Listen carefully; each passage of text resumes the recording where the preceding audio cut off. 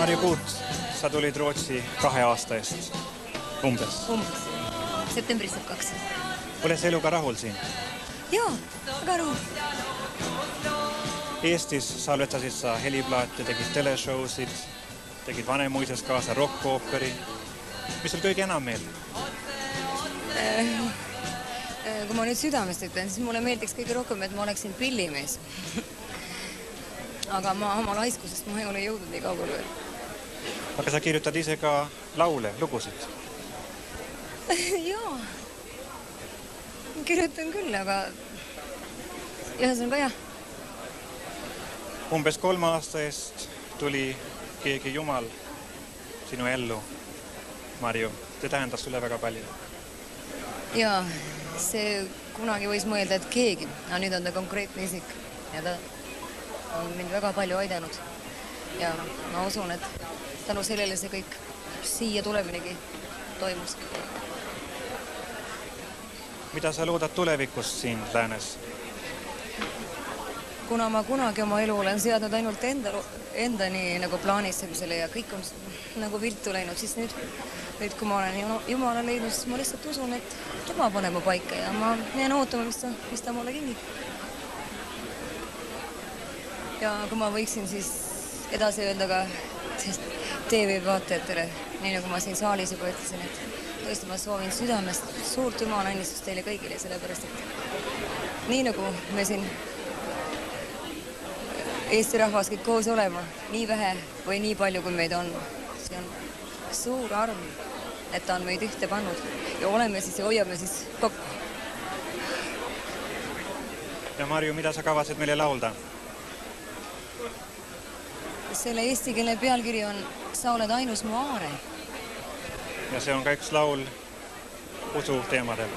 See on tegelikult vaimulik laul, kuid Eestimaal oli ta natuke teise vormi seatud ja minul on kahjuks need vanad sõnad. Et ma täna olen nende sõnadega. Sa oled ainus mu aare, oled kõik, mis mul on. Tunnen samme, kergeid rõõmsaid samme,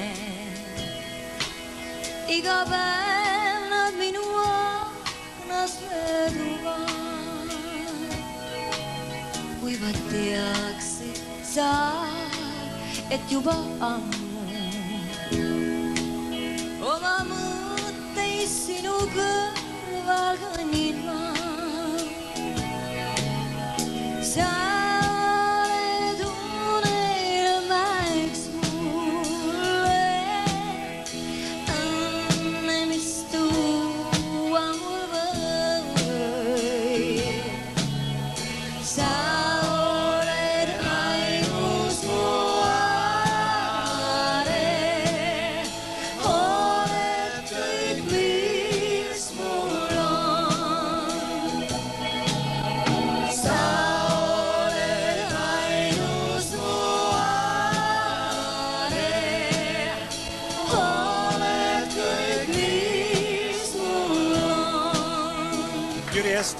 sa tuled siia Stockholmi Münchenist.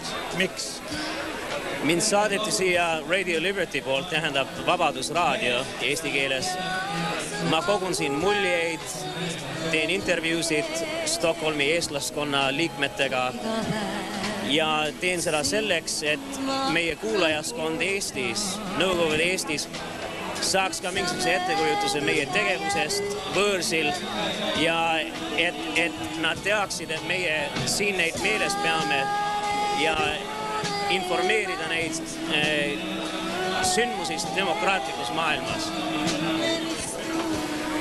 Mati Klaar, kas selliseid noortefestivaale on vaja? Mina leian, et on hädasti vaja ja ma leian, et noortel on vaja korraldada midagi iseendale, aga samaaegselt on muidugi hirmus teretulnud, kui generatsioonid saavad üle generatsiooni piiride koos töötada.